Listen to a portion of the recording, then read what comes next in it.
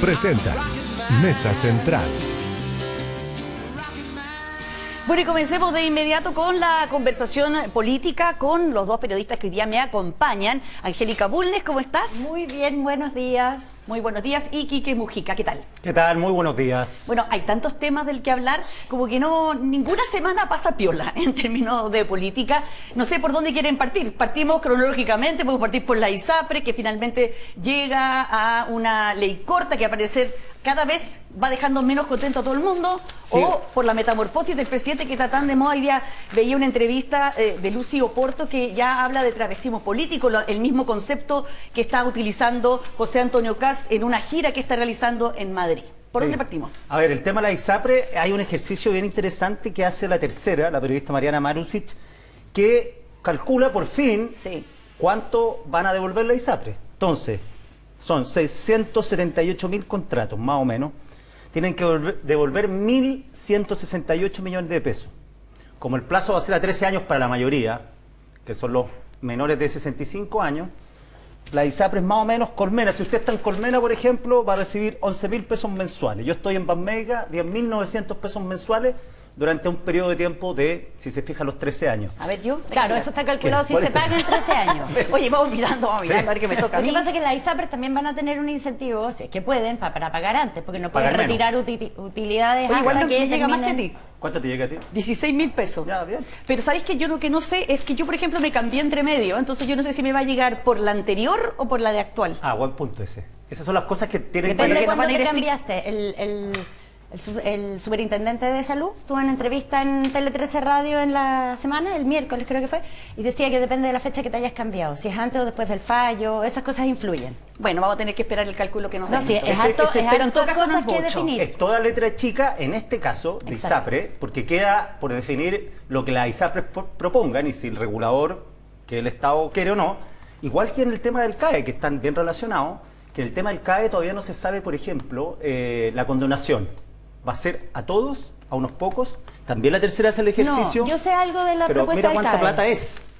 11.000 millones de dólares, 11.900 millones, casi 12.000 millones es lo que cuesta el CAE, tomando en cuenta del 2006 hasta el 2023, son 1.219.000 personas que han solicitado el crédito y los saldos al 31 de diciembre pasado eran eso, 11.900 millones de dólares. Pero del CAE, 3.7 puntos del PIB, que estamos... Mira, piensa que el pacto fiscal pretende recoger 2.7 puntos. Claro. Y esto es más, un punto más todavía del PIB. Ya, pero es que todavía la propuesta se está viendo, o sea, se está conversando entre educación un poco, y Hacienda. No sé, porque esto reflotó esta semana por cuando le preguntan en Radio Duna al ministro Marcel, como al final de la entrevista la Consuelo Saavedra le pregunta, bueno, ¿y qué pasa con temas como el CAE? Y dice, bueno, nosotros nos hemos comprometido a tener una propuesta de acá a septiembre. Y ahí se levanta. Esto es un tema que reflota cada cierta cantidad de tiempo, más cuando hay elecciones cerca. Siempre aparece. ¿Marcel ha mencionado el verbo condonar? Yo creo que no, lo dijo condonar, dijo ver una propuesta, pero el ministro Cataldo sí dijo, esto es más que condonar, es una propuesta más amplia, porque ¿qué se está conversando? Uno, que siempre ha sido parte del compromiso, es cambiar el sistema de financiamiento de la educación superior. O sea, el CAE fuera, el CAE se tiene que acabar, eso es vital para... Ahí la cuestión ideológica, chao los bancos. Nunca más los bancos van a estar en este negocio. Eso uno. Dos, condonación, porque... Si tú no dices condonación, si esto es una propuesta como emblemática para el mundo Frente Amplio y le quitas el nombre condonación, ya no vale, entonces no vale. Yo creo que no vale. Para ellos. Y condonación está en el programa de gobierno. Exacto, ya. Condonación, lo que se está pensando es condonación para todos, pero no todo. O sea, distintos tramos, distintos segmentos para los que están, por ejemplo, con ciertos incentivos para los que han pagado, porque sería terrible que a los que han pagado que se queden sin como ninguna, no alcanza, como ya pagado y les queda poco, se quedan fuera. Tiene que haber una recompensa para los que han pagado. Pero entonces, que todos los que tienen CAE se vieran beneficiados de alguna manera, pero no todo completamente. Eso es lo que se ha estado discutiendo. Ya, pero de todas maneras eso va a tener un costo que al parecer no hay por dónde financiar. Sea el que sea, si no son esos 11.000 y tantos millones de pesos. Es que hay una cosa complicada en el asunto del CAE, que es bien difícil de explicar, pero hay una parte de ese costo que ya se pagó, aunque contablemente en el presupuesto no parece que esa plata se gastó, porque en la medida en que la gente va cayendo en mora, el Estado compra tiene que poner garantía. Claro. Entonces hay como, ponte tú que 5.000 millones de dólares, que en el fondo son morosos, que el Estado dice, sí, toda esta gente me debe estos 5.000 millones de dólares, pero no los va a cobrar nunca. No los va a cobrar nunca. Entonces, también hay un ejercicio de sinceramiento de cuánta de esos 11.000 millones en el fondo ya están de alguna manera perdidos, y es un costo que asumen el Estado y las universidades. Claro, y ahora el tema, ¿quién va a administrar el nuevo crédito? ¿Quién lo va a hacer? Si no son el acuerdo entre los bancos y los usuarios del crédito, que son los jóvenes. Y también, bueno, ¿qué va a pasar, por ejemplo, con la devolución de ese dinero? ¿Cuánto tiempo? Si va a haber un tope o no. ¿Y qué pasa si uno no termina la carrera? Ahora, ojo, que ahí hay un tema muy importante para el financiamiento de las universidades que yo estuve reporteando, porque lo mismo que pasó con la gratuidad. El Estado fija, ¿no es cierto?, el arancel. No sé, las universidades no pueden subir lo que quieran el arancel, claro, porque están dando gratuidad, ¿no es cierto? Si ahora este nuevo sistema de financiamiento de educación superior también implica que el Estado, mientras tú estudias, se hace cargo del pago de tu carrera, las universidades también van a tener el arancel controlado. Entonces, muchos expertos están pensando cuánto esto va a afectar el financiamiento futuro de las universidades, que ya se ha visto afectado. Claro, sobre todo las que no están en gratuidad. Pero es que ahora, si esto fuera así, capaz que fuera obligatorio para todas. Claro. Entonces ahí hay un tema de que las universidades no le está alcanzando con las tarifas, con los aranceles que ha fijado el Estado. Claro. No, sí, es un quilombo más o menos grande y hay que solucionarlo ya porque es una bicicleta esto, no es que paremos esto. Esto sigue un... Y además la condonación, solo con la palabra, mencionar la condonación y la factibilidad que sea condonable, bueno, un incentivo a no pagar, obviamente que la gente mira y dice, bueno, si no están pagando yo también dejo pagar por un rato. Claro, ha ido aumentando la cantidad de morosos. Ahora, la idea es meter el 50% está moroso más o menos. Claro, que antes era, o sea, ahora hay más morosos que no morosos. Exactamente. Ya. Pero la idea es meter todo esto, por eso el ministro Cataldo dice esto va a ser más que una condonación, una propuesta más grande, porque la idea es cambiar el sistema de financiamiento completo, pero además también hay una idea de cambiar el sistema universitario. O sea, por ejemplo, entrar carreras más cortas, empezar a hacer un paquete más grande en ese sentido. A eso van a llegar al 2088. No, por eso, y esto tiene que pasar por el Congreso. Esto y ya hemos visto... Esto es como la ley corta, la condonación sí o sí. Además, la prensa decía que el presidente fue el que dijo, ¿saben qué? Septiembre el horizonte, pero yo necesito algo decir ahora en junio, 1 de junio, la próxima semana, del CAE en mi cuenta presidencial. Entonces, tuvieron que empezar a activar los mecanismos, no con letra chica, por cierto, pero tener algo más claro que va a ser un sistema de financiamiento distinto al de hoy día, sin los bancos. Y segundo, la gran pregunta es cómo se devuelve la plata. La gente está esperando la evolución de la ISAPRE, del CAE, porque es plata que no te devuelven, pero sí que uno deja de pagar. Pues. Claro, ¿cuál es el mecanismo? Aumenta tu billetera. Entonces, todo eso está en la lista de espera las personas. ¿Y ustedes creen que todo esto tiene que ver justamente con la cuenta pública, esto de tener que ya decir lo que había dicho el presidente? ¿Se acuerdan? Se acabó el tiempo de las promesas, es hora de empezar a cumplir. Tiene que mostrar algo el presidente. Ya sabemos que bajó 6 puntos la aprobación producto del rechazo a determinados símbolos del estallido.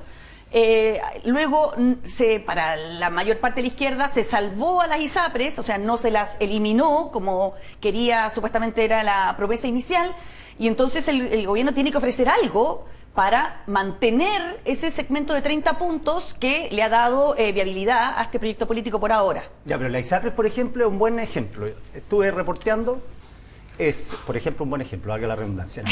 A ver, al principio la idea era, en el programa de gobierno, terminar con la ISAPRES. Llegan al gobierno y siguen con la idea de terminar con la ISAPRES, pero no matarlas, sino que dejarlas morir, que no es lo mismo. Dejarlas morir porque, con el gentil auspicio de la tercera sala de la Corte Suprema. Entonces, al principio, por lo que he reporteado yo con parlamentarios que han seguido este tema, la idea era, ya, que mueran solas, nosotros no vamos a hacer nada para salvarlas. Eso fue hasta principios del 2023. Jimena Aguilera, la primera cifra que pone en la mesa, dice a la ISAPRES les debemos la ISAPRES deben 400 millones de dólares. Me cuentan que esa cifra en la moneda fue recibida con urticaria, porque dice, esto es muy poco, se van a salvar, esto no es real. Y Jimena Aguilera queda desplazada y hay una triada que está integrada por Víctor Torres, por Miguel Crispi y Camilo Cid de FONASA, que dicen, claro, la verdad que si las ISAPRES tienen que caer, tienen que caer. A poco andar, Jimena Aguilera empieza a mostrar cifras, empiezan ya a darse cuenta que esta caída es peligrosa y dicen que un punto de inflexión fue la elección de consejeros constitucionales, la segunda constituyente, cuando los republicanos arrasan, y ahí dicen, ¿saben que parece que la cuestión parece que está cambiando el viento? Está cambiando el viento, y de ahí en adelante Aguilera sobrevive y empieza a negociar esto. Entonces, esto lo digo porque es el típico ejemplo de lo que está en el programa, después, lo que cuesta hacer lo que estaba en ese programa y creer en algún momento que la gente vota sagradamente por el programa completo es una insensatez.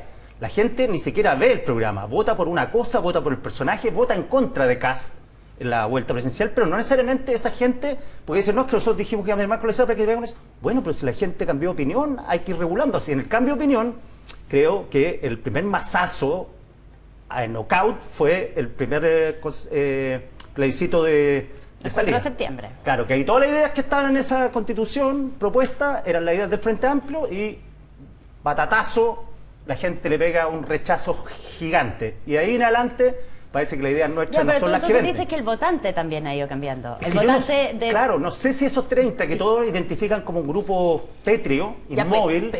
No, creo que... Pero sí que se ha mantenido a lo largo de todo esto. No, lo que voy yo es que puede ser gente distinta. Gente que era Frente Amplio, PC al principio, y después empezaron a sumarlos cuando llegó Toá, llegó Marcel, empiezan Toá y dice, uy, sabes que Boric no está tan mal, y me empiezo a arrimar a ese lado. Pero no sé si son los mismos, los más duros del Frente Amplio, por lo que... Lo que sabemos de ese 30%, lo que saben por lo menos de la moneda, es que es más mujeres que hombres, más estratos más altos que bajos, más jóvenes y mayores. O sea, el segmento más crítico es el de hombres entre 30 y 50. Entonces tiene más mujeres jóvenes, más mujeres mayores. ¿Ya? ¿Se entiende o no? Sí. Y en sectores bajos, y sectores más altos. No es que sean puras mujeres ABC1. ¿Ya? ¿Se entiende? Pero claro. Ese más o menos. Y que hay, dentro de ese 30%, hay pongámosle un 15%, que es muy reactivo a las cosas de gestión. O sea, de cuando el gobierno parece gestionando bien o no las situaciones. Por ejemplo, el asesinato carabinero, como ese tipo, el caso Putre, todas esas cosas responden más a eso que a cosas identitarias. Por eso yo no sé si ustedes se han fijado, pero el presidente el jueves, cuando estuvo en Clape, cuando dio este discurso, con que se lanzaba este libro de Clape sobre los últimos 4 presidentes, su visión del futuro, habla de la importancia de como el delivery de la democracia, lo importante que es para que la democracia funcione, que entregue, que resuelva problemas, que no se vea como algo inútil. Esa es la gran discusión que hay en el mundo ahora. Claro, es una frase si la democracia es eficiente o no es eficiente. Exactamente, porque si no se pierde adhesión a la democracia. Entonces, pareciera, hay un segmento ahí dentro del 30% que es muy reactivo a eso, más que a cosas identitarias. Y hay otro núcleo, alrededor de otro 15%, que es como el núcleo duro. Pero esa parte no concuerda con el hecho de que en una semana, cuando el presidente, justamente coincidiendo con el rechazo de determinados símbolos del estallido, que a mí no me gusta mencionar el símbolo en concreto porque lo encuentro ofensivo simplemente decirlo, baje 6 puntos. Sí, porque no sabemos cuál segmento fue el que se movió. Se movió el más duro o el que responde como al tema de gestión. Y en ese sentido, cabería el hecho de que el CAE, cuando uno ve que el CAE cuando parte, efectivamente fue muy duro con el estudiante que se financió su educación por falta de recursos. Claro. El legítimo deseo de progresar a través de una carrera universitaria se la paga, pero las tasas eran altísimas, 6%. Quedaban ahogados, quedaban peor que con un dividendo en la espalda, recién egresado. Partió con 6 y Piñera fue el que lo cambió a 2. Claro, pero cambió mucho el CAE. Hoy en día el CAE es contingente a los ingresos, 10% máximo de tus ingresos. Si estás cesante, no pagas. Incluso no entras en DICOM, se te extingue la deuda. La tasa es del 2%, es muy competitiva con relación a otros créditos. Entonces, yo no sé si cuando uno entra a la racionalidad de lo que es el CAE verdaderamente y lo que cuesta el CAE, incluso si ese propio electorado, por ejemplo, ese propio electorado no habría preferido que le dijeran, mire, esta plata yo sé que es importante, pero si vamos a darle facilidades para que terminen de pagar el CAE, aún más. Pero la plata la vamos a usar, por ejemplo, para mejorar las pensiones, que no hemos logrado sacar a través del pacto fiscal. ¿No habría ese electorado preferido eso? O decir también... Como no es de más justicia. ¿Te digo lo que te van a contestar en el gobierno con respecto a eso? Sí. Que es que hoy día el título universitario, sobre todo los estudiantes que estudian con CAE en determinadas universidades, vale menos que lo que valía hace 10, 15 años.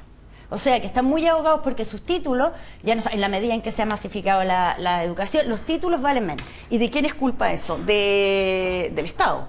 Porque No, cuando tú haces una política de pública... que hay un sistema en que se masificó un bien que antes era mucho más preciado. Entonces, ahora, hay nunca habríamos sabido qué hubiera pasado si no se hubiera exacto, extendido y la además cobertura. que esa es parte de, o sea, como se expandió la cobertura universitaria y eso en principio es algo bueno. Lo que pasa es que antes era el título universitario, sobre todo en determinadas carreras, porque también está el punto de que las universidades no se han ido actualizando suficientemente rápido a las nuevas demandas que tiene el mercado laboral.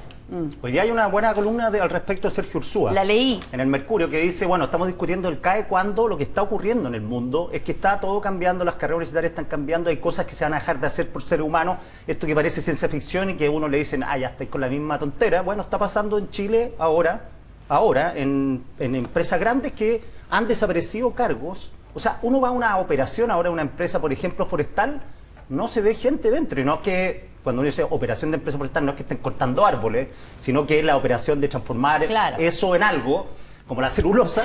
Bueno, es increíble la poca gente que uno ve trabajando. Y claro, y después dice, y la segunda línea de técnicos, ingenieros, todo uno se acerca a los lugares, bueno, están cada vez más robotizados, cada vez más, entonces dice, esos que supuestamente se van a salvar, todos dicen, no, los ingenieros, mira, por verse. ¿Para qué aprender programación? Dice Ursúa hoy día cuando dice que el chat te resuelve. Las carreras humanistas han crecido mucho más versus programación, porque el chat GPT te hace la programación en un segundo, pero sin embargo se necesitan muchos más profesionales con un amplio bagaje, amplios conocimientos para entender el comportamiento humano, para poder desarrollar esas herramientas que se requieren. ¿Significa que nos vamos a salvar nosotros? Nos vamos a salvar los periodistas. Qué buena noticia. No estamos tan mal. Podemos gastar plata. Exactamente. Oye, hablemos un poco, hemos estado mostrando hartas imágenes de la metamorfosis, este dibujo la ilustración. Una ilustración que ha causado mucha expectación y muchos comentarios. O sea, realmente se han escrito tesis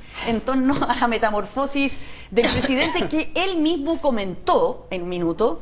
Dijo, fundamentalmente comentando con Ola Mirona, quien es la ilustradora de este dibujo, de esta viñeta, que dice que porque ella la verdad que no le dice ninguna pesadez al presidente, pero sí hay una usuaria de la red social que también le dice, es que nos has defraudado demasiado con esta metamorfosis, ese dibujo que estamos viendo ahí.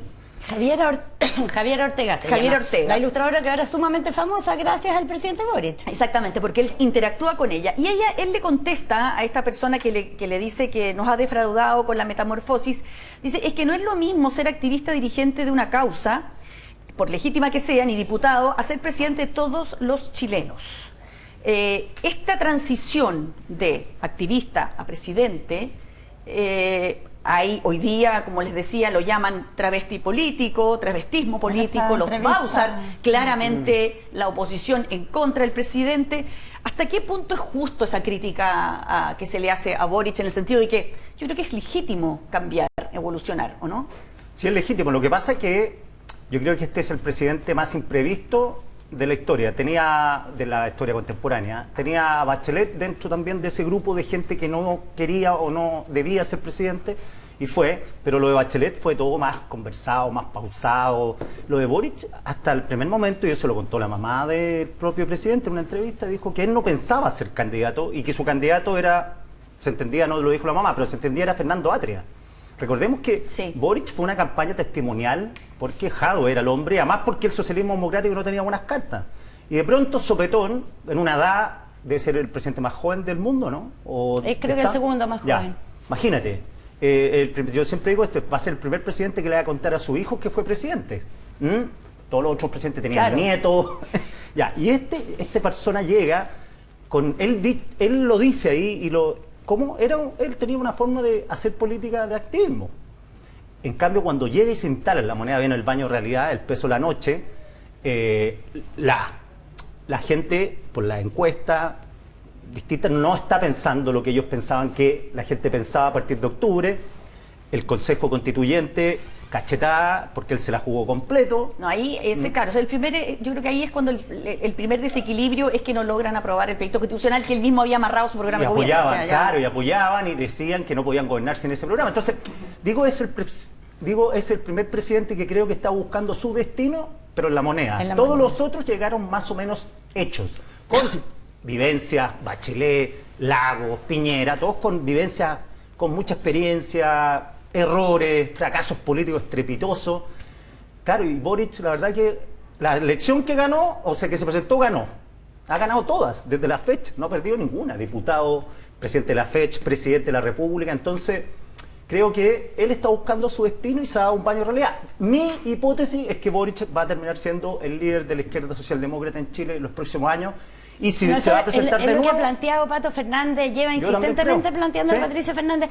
Pero mira, yo te quería preguntar a ti, Angélica, si tú ves que esto, como dice el Quique, es una transformación casi personal, psicológica, de evolución y maduración personal, o hay una apuesta política inteligente, que es decir, si yo quiero mantenerme en el poder o quiero darle una viabilidad a esta izquierda en el poder, tengo que pasar el 32%, perdón, el 30%, y por eso tengo que llegar a los sectores más de centro, y él está haciendo una apuesta por eso. Bueno, hice esa pregunta yo en El Mundo, Frente Amplista, y hubo hasta gente que se enojó conmigo cuando hice esa pregunta. Dije, ¿pero por qué esta dicotomía? Sí, se me anduvieron enojando. Pero mira, yo no sé qué está pasando como al interior en detalle, si esto es una cosa personal que está viendo el presidente, pero lo que sí tú ves es que él en las últimas semanas ha sido él el que ha querido poner este tema. O sea, por ejemplo, en la entrevista que hicimos de la radio de la Archi, Juan Manuel Astorga le pregunta al presidente por su cambio de posición con respecto a Carabineros, y él llevó el asunto al tema del perro matapaco. Él lo puso y dijo... Lo que más molestó a su claque.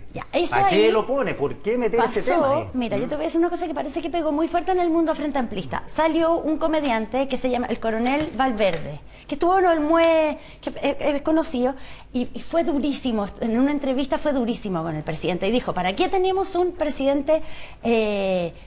¿Para qué tenemos un presidente por el que votamos si gobierna como si fuera de derecha? ¿Para qué? ¿Para qué tenemos presidente si no puede ejercer el músculo de ser el presidente que tiene que ser? Y dijo que era un nazi. Y eso pegó muy fuerte. ¿Quién y fue dijo muy eso, duro. perdona? Un comediante que se llama el Coronel Valverde, Marcelo Valverde. Pero suena un streaming, ¿no? Sí, y que salió en una entrevista, creo que, no estoy segura. ¿Estaba hablando con alguien? Con Copano, no sé con quién estaba. Había otros comediantes. Pero no sé si el mismo que le dice que, bueno, Boric es un nazi.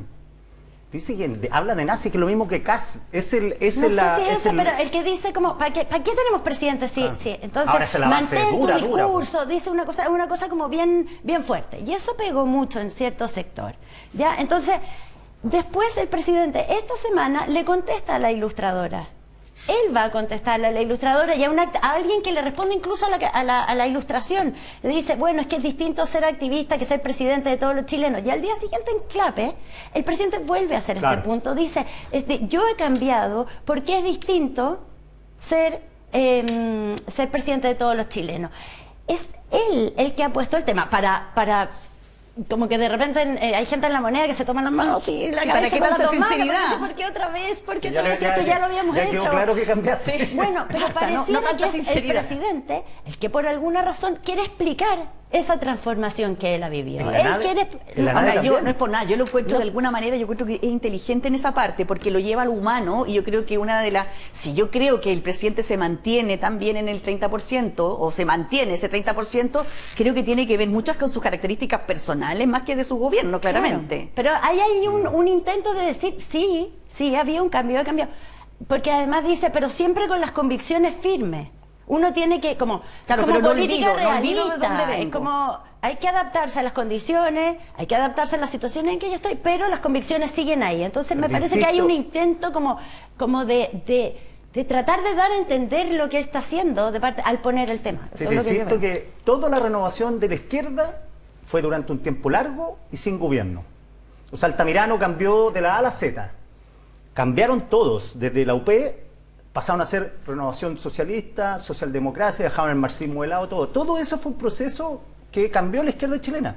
Joaquín Lavín yo creo que fue el único que hizo un cambio de switch con cámaras. O sea, todo lo que él iba cambiando lo iba comunicando. Bacheletismo aliancista y todas esas cosas que al final le quitaron apoyo en la derecha. Si Lavín no es querido dentro de la derecha. Entonces, digo, esto ha sido la moneda. Eso es la gran diferencia. Que está ahí todos los días enfrentándose a la realidad en el cargo más difícil que va a haber en este país.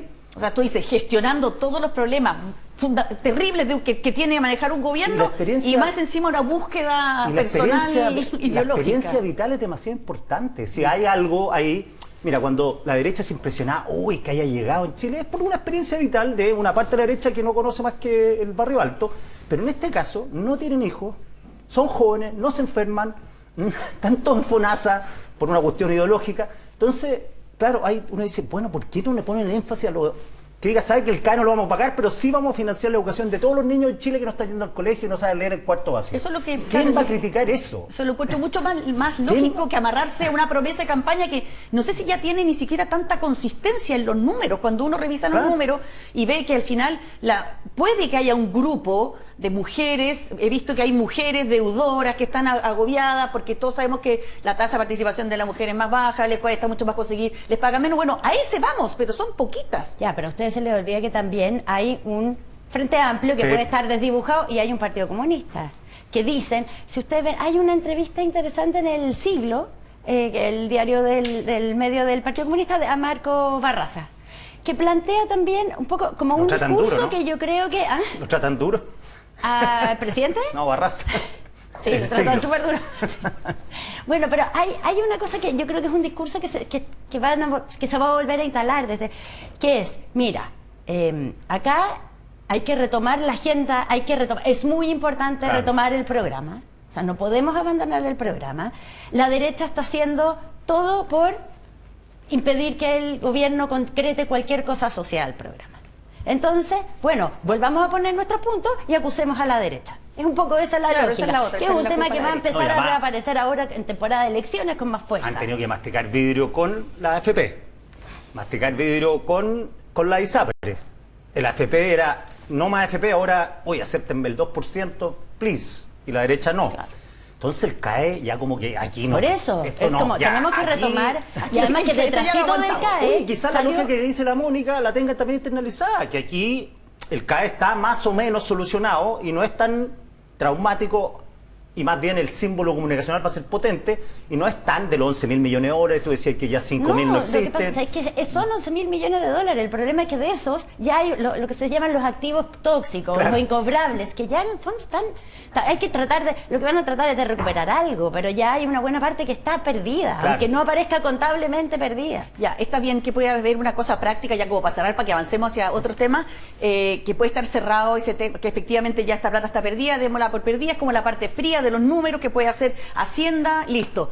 Pero ¿qué pasa con la sensación de injusticia de aquel que pagó el CAE, de aquel que cumplió con su obligación, de ese estudiante que se sacó la mugre, que postergó vacaciones, como decía Oscar Lanterreche, que postergó muchos sueños? Los que ya pagaron. Imagínate la sensación de injusticia de la persona que cumplió. ¿Qué sensación te da? No sé si le han pasado a usted en el auto cuando uno se pasa por la berma, un tipo, y se adelanta por todo, y uno está sagradamente en la cola. Haciendo la fila. Ese es un sentimiento que se puede crear. O sea, uno se acuerda de la mamá del tipo y toda la familia, lo mismo. Y hay algunos que deciden seguir al tipo y empiezan a sumarse a la berma, y otros que se quedan ahí. Es lo mismo con el Transantiago. A mí, yo ando en Transantiago, me llama la atención no la gente que no paga, la gente que paga, porque de 10, 3 pasan, pagan, y el que viene atrás no paga. Entonces, ¿cuál es el incentivo? ¿Por qué esta persona? Un incentivo que yo considero que es ético y que va en cada uno de nosotros. Por eso yo digo, esa rabia que te debes sentir cuando tú cumpliste o hiciste tremendos esfuerzos por cumplir, pero si este tema y no sientes ninguna retribución. Landerreche dijo que era inmoral. Yo considero que es inmoral decirle a esa gente ahora sabe que no es tan importante que hubiesen pagado, porque igual se iban a salvar. Y eso tiene que ver con muchas cosas, porque nosotros estamos luchando por la formalización de un país. La informalidad en Chile es un grave daño que nos hace a nivel desde pensiones a impuestos, en fin, una serie de cosas. Y si nosotros estamos diciendo a la gente que lo importante es, que da lo mismo a veces cumplir con tus obligaciones, ¿qué estamos incentivando? Además que te agrego otra cosa. No sé si ustedes vieron, pero el jueves, miércoles, el ministro de Hacienda habla del CAE, dice al pasar, vamos a tener una propuesta para septiembre, y inmediatamente ¿quién salió detrás? El colegio de profesores, y dijo la deuda histórica. Claro. Entonces, no es que como que con el CAE tú cierres un tema, sino que empiezas a abrir otras también con respecto al programa, deudas de campaña. Otro camión de plata, no uno, 20 camiones de plata. Y todo esto también solo se va a intensificar en las próximas semanas que vienen, porque yo creo que a partir del miércoles ya está el tema en el aire, pero a partir del del miércoles, ¿cuál va a ser el tema en los medios clave? La cuenta del 1 de junio. ¿Qué se va a priorizar? ¿Qué se va a mencionar? Esta cuenta ya es la tercera, ya la próxima es de cierre, entonces... Yo entiendo que viene un retiro más de fondo de pensiones desde el Parlamento, una propuesta. ¿Una propuesta? Nuevamente, no, ya sería demasiado... Por eso, entonces, la cuenta va a empezar. Y las tensiones, pues cómo empiezan a tironear los distintos sectores al presidente para que ponga esto, para que no ponga esto.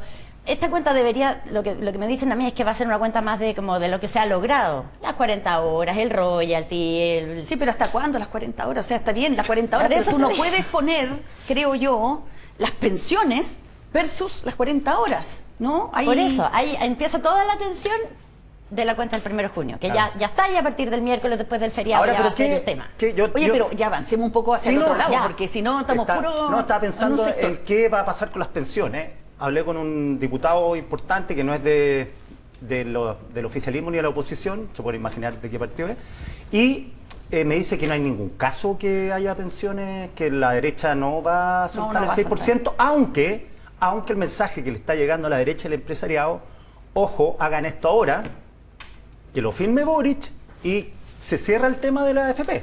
O sea, acepten 4-2, acepten 5-1, pero cierren la propuesta ahora, porque la oposición futura va a ser dura. O sea, me decía un diputado, hay tipos que reconocen explícitamente que quieren ser luego oposición para devolverla. Oye, y que más fácil ser oposición. Depende cómo sean las elecciones en octubre también, pues depende cómo les vaya a los distintos sectores, porque ya sabemos que acá las elecciones, los resultados de las elecciones nos cambian la agenda para los siguientes meses de manera bien drástica a veces. Bueno, mira, hay una propuesta que sale hoy día en el Mercurio de Bernardo Fonten, que ha sido uno de los abanderados del tema FP, dice que solamente se aumente la cotización en 4 puntos, 3 a la cuenta individual y 1 como préstamo al Estado. No sé si va a flotar una nueva opción que sale por ahí, pero voy a agarrarme de lo que dice la Angélica para pasar al otro tema, que son la contienda municipal que se viene, porque esta semana también, y quiero irme hacia el ámbito de la oposición, hemos sido testigos de unas peleas brutales, sobre todo en Lo Barnechea, una comuna que además está ganada ya por la derecha. Entonces uno, desde fuera, yo no sé qué pensará ese conglomerado, o no sé, las fuerzas de la derecha, no sé, un poco espectáculo que están dando, ¿no? ¿Cómo ven ustedes que se está desarrollando esa discusión? Sí, yo creo que es propio de las elecciones esto de Lo Barnechea. A falta de tema también se releva lo de Barnechea porque está medio fome toda la contienda política. Pasó con Sichel también, que iba por Santiago, lo sacaron, lo mandaron a Ñuñoa, Desbordes irrumpió. Y creo que hay una sensación en la derecha, que me la comentaba la otra vez un dirigente que estuvo hablando con un senador importante y le dijo, miren, nosotros vamos a ganar las elecciones, no estas, las próximas. Vamos a tener mayoría y mejor dejar todas las cosas como están por ahora, porque vamos a ganar. Entonces creo que esa sensación de ganadora también puede estar en la municipal con una decisión errónea, porque lo que yo sé, por ejemplo, que Santiago va a ser muy emblemático, Iracy Hasler no está perdiendo por 30 puntos, había encuestas de la propia derecha que le dan margen de apenas 6 al que le ganaba por más a Iracy Hasler. No sé si son verdad o no, pero dirigentes de derecha me dijeron, ojo, esta carrera no es ganada, o sea, vamos a presentar a uno, Iracy Hasler para la casa, Ñuñoa para la casa, todos para la casa. ¿Qué pasa? Bodanovich va a ganar, lo más probable, se bajó Charpe en Valparaíso, vamos a ver qué hacen, pero digo que la municipal, como decía la Angélica, es súper importante para poner en contexto en qué está la derecha hoy día. Si arrasan, olvídate. Porque se van a dar por gobierno ya seguro. Ya, pero ¿qué es lo que ve como uno como de lejos? La derecha, que todavía no termina de resolver su candidatura en comunas emblemáticas. O sea, lo de Santiago para empezar. Santiago, Valparaíso, Viña, como que no está resuelto. Está hablando de Lo Barnechea. Lo Barnechea. Yo estoy a 2 comunas de Lo Barnechea y digo, no me interesa. Imagínate la gente que está a 10 comunas de Lo Barnechea. O sea, realmente es como... entiendo que esa disputa también tiene que ver con las propias fracturas o tensiones que está teniendo la derecha como sector entre las derechas, está bien, pero es bien, o sea, esta semana teníamos temas, el CAE, Coronel, la ley corta, y la derecha parecía hablando de Lo Barnechea, como que da la sensación, yo creo que lo que comentan algunas personas, que esto tiene mucho que ver con la ausencia del expresidente Piñera, que para algunos te lo describen como era el gran elector.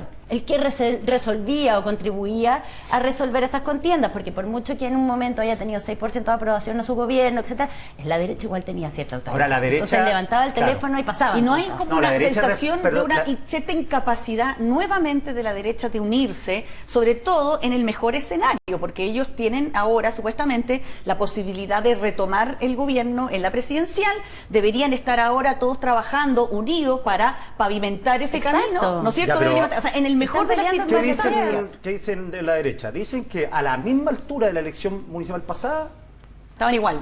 Peor. No, ahora están bien. Tienen resuelto buena parte. Eso es lo que dicen ellos. Tienen Bueno, ¿y resuelto cómo buena le fue parte. en la elección presidencial que vino después? En la municipal después. Sí, No, pero en esa municipal fue le muy fue mal mal. en esa municipal. Mal. Y después, ¿cómo le fue en la elección? Por eso mismo, porque dicen en ese momento nos demoramos mucho en arreglar todos los entuertos, elegir bien los candidatos, nos confiamos en comunas que eran emblemáticas, todo lo que pasó, Maipú, Santiago, que la perdieron, Ñuñoa, que la perdieron. Y entonces dicen, ahora estamos organizados, y lo que pasa es que esto puede estar pasando en Conturmo, pero como es la Barnechea, es más sabroso, ¿no? Porque si fuera en Pueblo, que hay dos candidatos peleando, nadie pescaría. No, ya, pero por ejemplo, Santiago, que es todo el mundo sabe, una de las joyas de la corona. Ya, porque Duque... Y Duque, claro, pero hay negociaciones que se están realizando. Se juntó el Partido Social Cristiano esta semana con Chile Vamos, y no logran llegar a un acuerdo en esa comuna que es emblemática. La gobernación metropolitana todavía no confirman a Isabel Pla. Llevan como 3 semanas, como que sí, que no, todavía Claro, eso no está tienen definido. nada más como 3... No, tiene a Santa Luisa que es republicana. Por eso te digo, o sea, no está... Puede ser que estén mucho más organizados que la elección anterior, pero la elección anterior municipal les fue bastante mal. Y como que da una sensación de que estén preocupados de Barnechea mientras todavía quedan comunas importantes por llenar, de que estuvieran un poco extraviados. Venía ayer una buena nota en La Tercera que contaba como el papel que está jugando Evelyn Matei. Sí. Claro, ordenando la casa. Que está tratando de ordenar la casa, Pero que no se además quiere sin meter hacerlo tanto, como dice. tan visible. Claro, no se quiere meter tanto porque ella quiere todavía seguir gestionando su municipio y quiere seguir demostrando su trabajo hasta que lo termine, ¿no es cierto? Pero, por otro lado, Kast está trabajando súper fuerte por fuera en su campaña Los presidencial. republicanos No sé si son será una buena buenos haciendo estrategia. campaña. Tienen hartos candidatos. Tienen hartos candidatos y son buenos.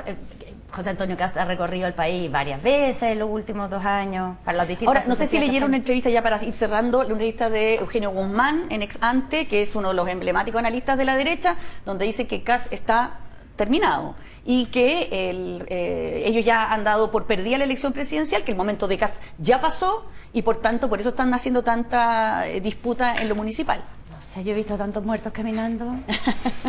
Es lo que En le pasó a Marco un política. poco, ¿Ah? a Marco Enrique, que después de la primera nunca pudo repetir la performance, pero Evelyn Matei tuvo sepultada en la elección con Bachelet y ahora también dijeron, no, Matei ya muerta, ya no va más y está primera. Yo no veo a nadie muerto, fíjate. Además las coyunturas están todas dadas para que a Kast le vaya mejor. Inmigración, No, yo no sé, pero lo que digo crimen. es que es muy temprano. A Milei le todavía está, oye, a para- Milei le está resultando al lado, bajo la inflación. Hoy día hay una encuesta en el Clarín. Primera vez que la inflación deja de ser el tema número 1 de preocupación para los argentinos. Ahora es la pobreza, que es más relacionado. Pero la inflación bajó. Y los tipos siguen dándole crédito a Milei, aún. Entonces, ¿cuántos se van a aprender con, oye, si Milei está haciendo estas políticas ultraliberales, ¿por qué no?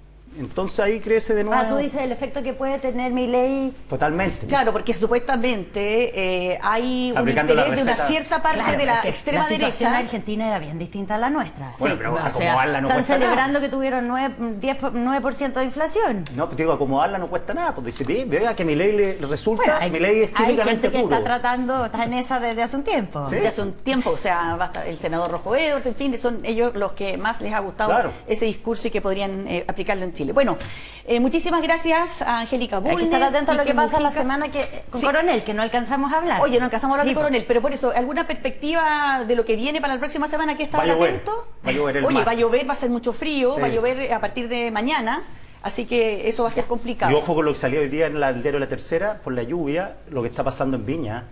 La gente afectada por los incendios, Sí, hay la 2 informes de la reconstrucción. responsabilidad que corre riesgo si en caso de lluvia, el desplazamiento de tierra y la viviendas de emergencia no darían abasto. ¿Y ese tema también toma vuelo político? Sí. ¿Está tomando vuelo? No, al tenis, Mónica. ¿Ah? Al tenis, vamos a estar atentos. Vamos a estar atentos. Ahora se ponen a ver el partido.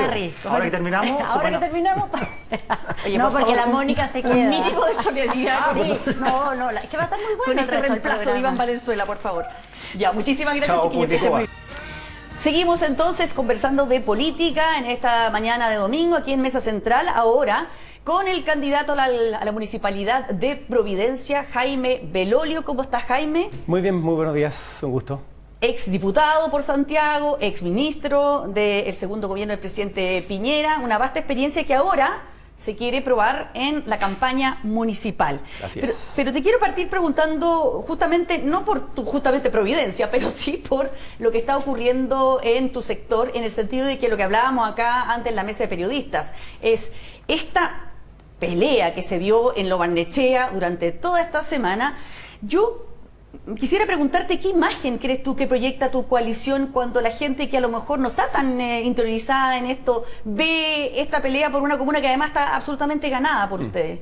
Bueno, por supuesto que yo creo que no debería ser así. Lo que las personas están esperando es que los gobiernos locales representen frente a un desgobierno nacional una certeza, representen el lugar donde ellos pueden convivir con sus vecinos y que se haga el equilibrio de las distintas formas de vida que existen dentro de una comuna.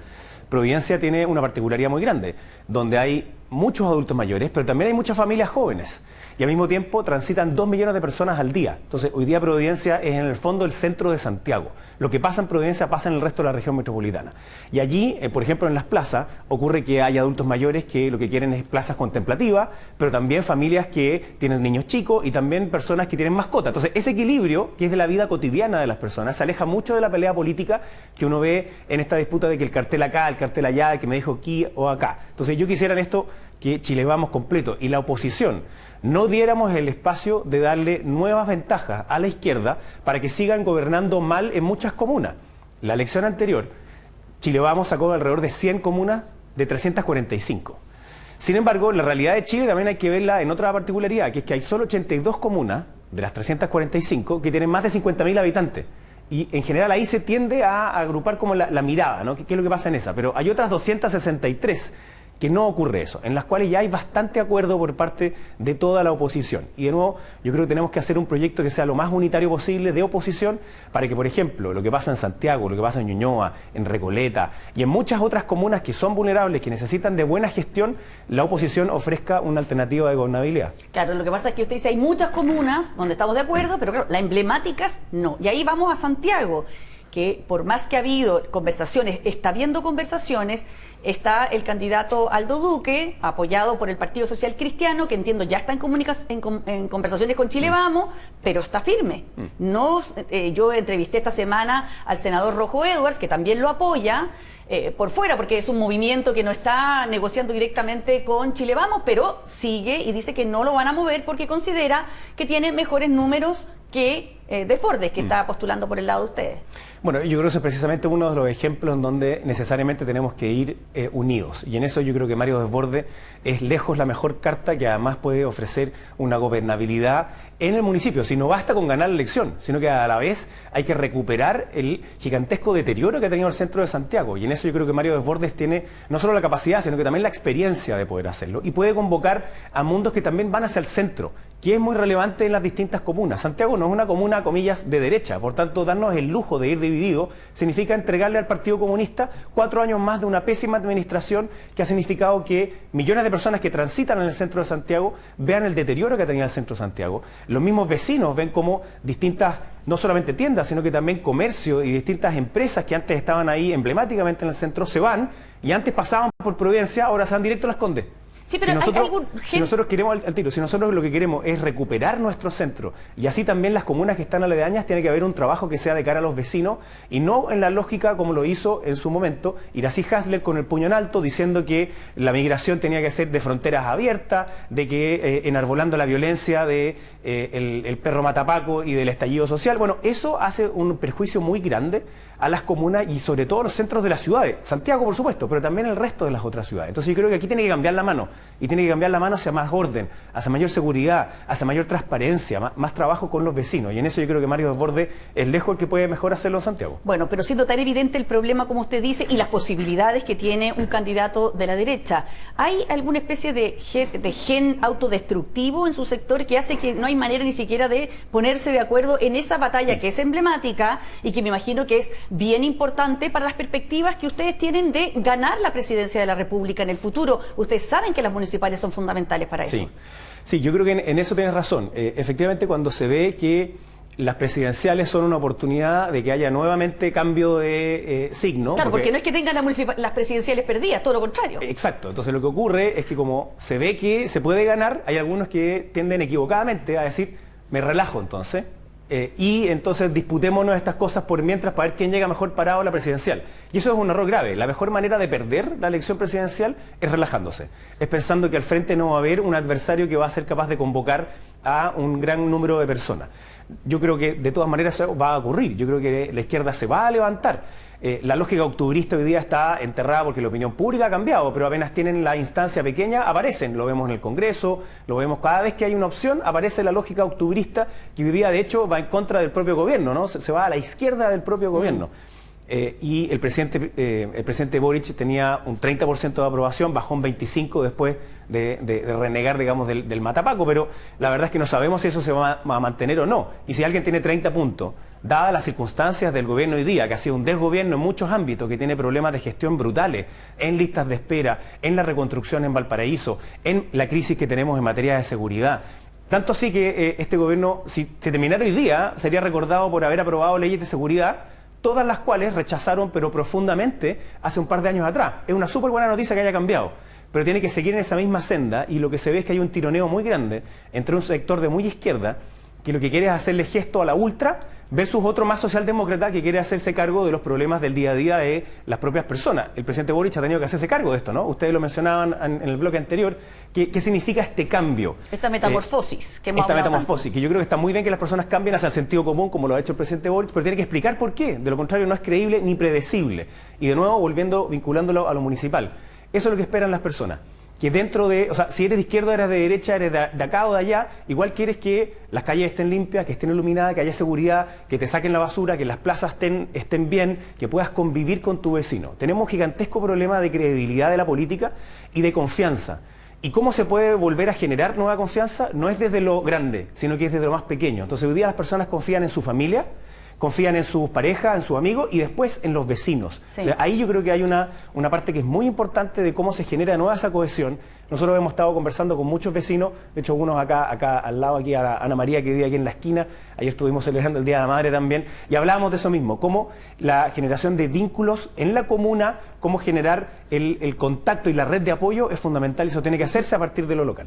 Ya, pero volviendo a la oposición y cómo se está comportando y esta manera de enfrentar justamente todas estas oportunidades que le da el escenario político. Leí una entrevista esta semana de Eugenio Guzmán, que es un tradicional analista de la derecha, y decía que el problema son los republicanos. Ellos representan un problema porque significa para la oposición la pérdida de municipios importantes. ¿Le parece a usted que es así? No, yo no diría que el problema son los republicanos, el problema es ir dividido. Bueno, pero es que los republicanos son los que están... Entonces ahí yo creo que es necesario que haya un acuerdo amplio. Por ejemplo, en el caso de Providencia, yo me inscribí en las primarias. Fui ¿Y fue el único? Fui el único que me inscribí, por tanto no se inscribió nadie más, por tanto yo siento que soy el candidato de toda la oposición. ¿Lo siente o lo es? O sea, lo soy. ¿Estás Lo seguro soy y que lo siento. Lo soy y lo siento, y por tanto lo que a mí me gustaría es que, dado que no se inscribió nadie más a las primarias, lo que me gustaría es apoyar a todos los candidatos a concejales que tenga el Partido Republicano y que también tenga amarillo y demócrata y otras personas que puedan ir independientes. A mí me interesa generar un amplio arco para que haya una gestión que sea en paz hacia los vecinos y que incluya. Esa es la lógica. De hecho, hoy día ocurre así. La mayor parte de las decisiones se toman por unanimidad. Entonces, yo creo que el problema no es republicanos, es que lleguemos a un acuerdo donde entendamos que como oposición tenemos que ofrecer gobernabilidad, y esta es la primera muestra que los chilenos van a estar buscando. ¿Cómo ofrecemos esa gobernabilidad a partir de los gobiernos locales? Ya, pero usted está ungido por RN y por la UDI. Y por Evópolis. Y por Evópolis. ¿Está ungido también por republicano? No, ellos todavía no han hecho eso. Yo entiendo Por eso, que ¿usted está seguro que no le van a poner un candidato por fuera? Yo entiendo que no lo van a hacer. Espero que así sea. Yo estoy feliz de poder... ¿Ha tenido conversaciones con ellos? Yo espero poder apoyar a todos sus candidatos a concejales. Creo que ellos hoy día han tenido un concejal, de hecho, en la municipalidad que ha hecho una buena labor. Y por lo mismo a mí me interesa que sea un arco amplio. ¿Por qué lo digo? Porque, de nuevo, yo ya partí en esto. Y partí conversando con vecinos, estamos haciendo un proceso de diálogos, vamos a invitar y convocar a más vecinos para construir ese programa de manera participativa, abierta.